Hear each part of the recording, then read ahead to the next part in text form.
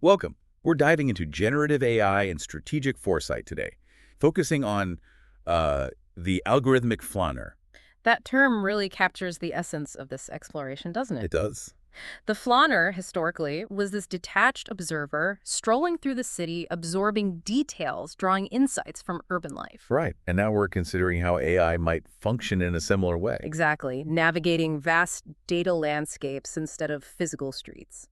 potentially illuminating new avenues for strategic foresight. The core question we're grappling with here is how can we effectively integrate this technology into our strategic foresight processes? To actually expand human intelligence. Precisely. And one of the things that our sources really highlight is the power, but also the potential pitfalls of pattern recognition, both for humans and for AI. Humans are naturally drawn to patterns sometimes, even when they don't actually exist. Right. The culture mapping primer actually uses the term illusory correlation. Interesting. It even gives the example of pareidolia, Pareidolia. where we perceive faces in random patterns, like seeing a face on the moon or in the clouds. I've definitely done that. It highlights our innate bias towards certain types of patterns. And the primer suggests that AI can inherit this bias if we're not careful. So how do we safeguard against that? Well, one key is structured analytics. What? Having a disciplined framework for analysis helps us evaluate evidence more systematically. That makes sense. We can then consider alternative hypotheses, which helps reduce the risk of falling into confirmation bias. So even when we're dealing with something as complex and seemingly open-ended as cultural trends, a structured approach is essential. Absolutely. This is where something like the scenario DNA culture mapping matrix can be so valuable.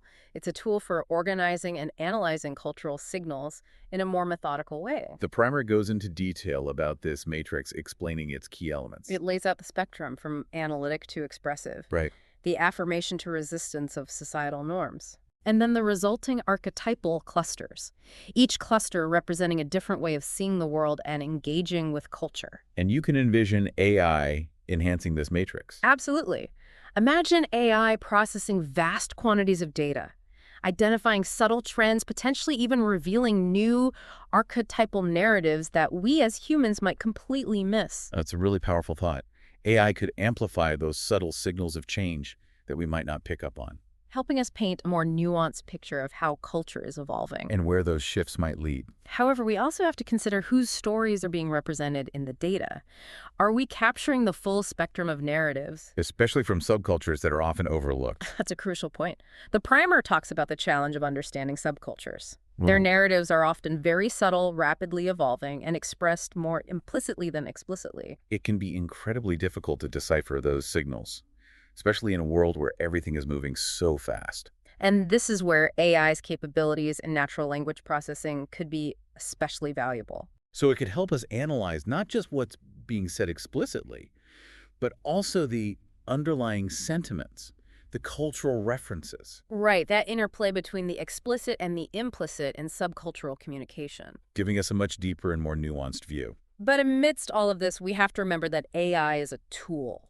It's meant to enhance human intelligence, not to replace it. Exactly. The intelligence chapter of the primer really emphasizes this point. It underscores the need for human expertise to contextualize the AI findings, to place them within a larger cultural, historical, social framework, and to consider potential biases. And that brings us to another crucial point, the ethical dimension. The navigating the pitfalls section. Yes, it raises important concerns about privacy data bias, the potential for AI to reinforce existing power structures. So while there's a lot of potential for AI to augment our capabilities in strategic foresight, it's not a simple plug-and-play solution. We can't just throw data at an algorithm and expect magic to happen. Right. We need to approach it with a balance of enthusiasm and caution, a deep understanding of its limitations, and a strong ethical framework to guide its development. That's well put. It's about ensuring that AI is used to empower, not to control, That it enhances our understanding, not limits it. and that it helps us create a future that is equitable, sustainable, and more insightful for everyone. I like that. More insightful for everyone. This whole discussion of subcultures and how their narratives are always changing leads us to another big thing in strategic foresight: time. Yeah, the primer mentions how different cultures view time in vastly different ways, especially when thinking about big disruptions on the horizon. Right. Like a 5-year timeline to a major shift might feel like forever to some cultures, while others see a 20-year trajectory as no big deal. So you can't just use a one-size-fits-all approach when it comes to forecasting or planning. We need to be sensitive to those cultural nuances.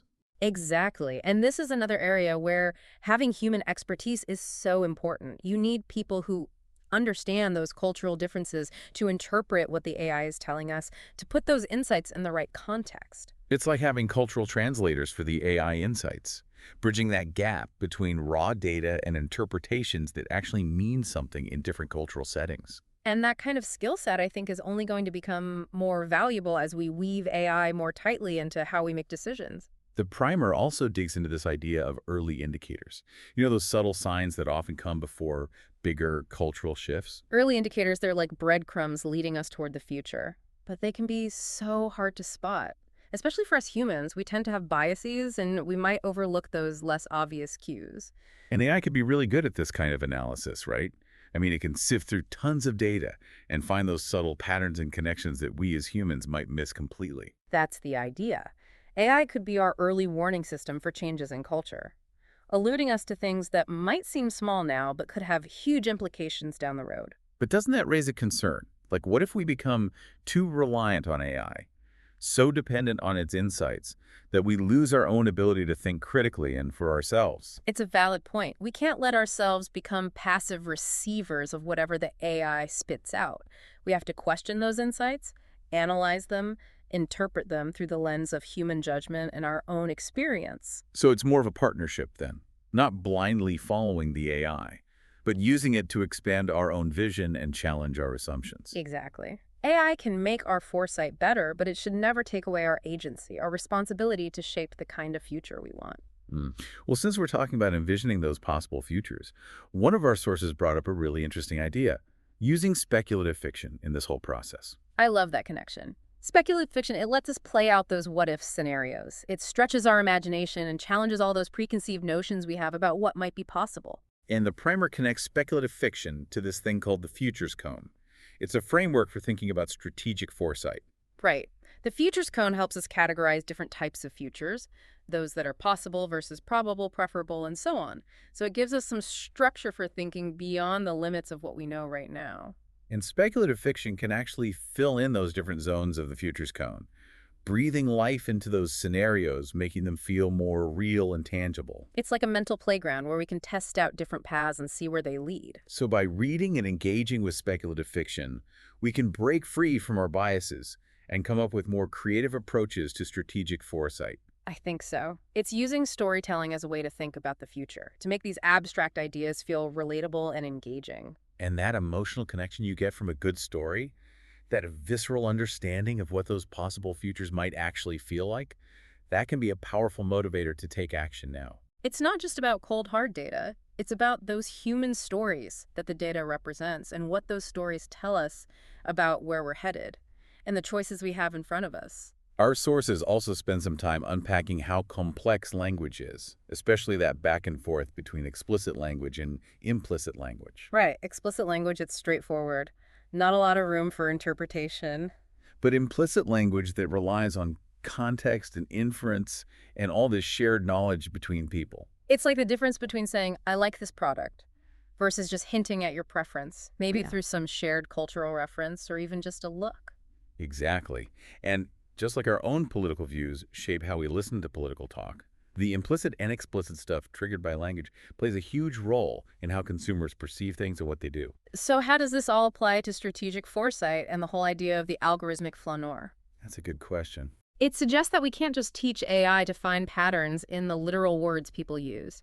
They need to decode those subtle cues and nuances of communication, too, the things that aren't directly stated. So it's not just about analyzing what people say. It's about understanding how they say it and even what they choose not to say. AI needs to become a master at reading between the lines, picking up on those unspoken cultural codes and all those subtextual messages hidden within the data. That sounds like a pretty big challenge, Yeah, especially with language always changing. it's a complex challenge for sure, but it's essential if we want AI to really grasp how complicated human behavior is and how cultural trends work. It seems like you'd need a lot of different experts working on this.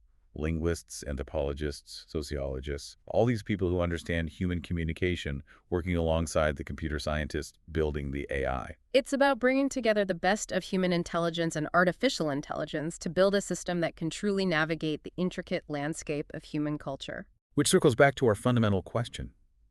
How do we make sure AI is a tool that helps us think better instead of doing our thinking for us? That's the million-dollar question, isn't it? It is. And our sources offer a few key insights. The biggest one, I think, is making sure humans are in control throughout the entire process, from designing and training the AI to understanding and applying the insights it produces. We have to be active participants, not just passive consumers of whatever the AI gives us. Right.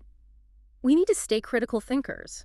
Question the outputs of the AI, consider potential biases, make sure those insights match up with our own values and judgment. It's about finding that balance where AI and human intelligence work together and actually make each other stronger. You said that perfectly.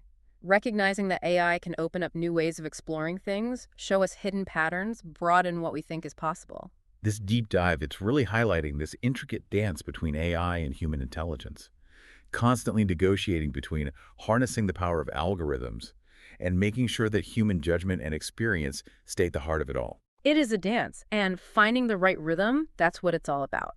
One of our sources mentions something that really gets at this. It's the concept of the algorithmic flaneur and how it can help us understand our own human tendency to find patterns even when they're not really there. Yeah, like that illusory correlation and the whole pareidolia thing. It shows how we as humans are wired to look for order and meaning, even in chaos.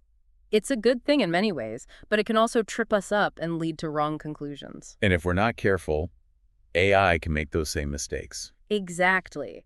This is why it's so vital to have that human element involved. We need critical thinking and a healthy dose of skepticism. We need to be aware of our own tendencies to jump to conclusions.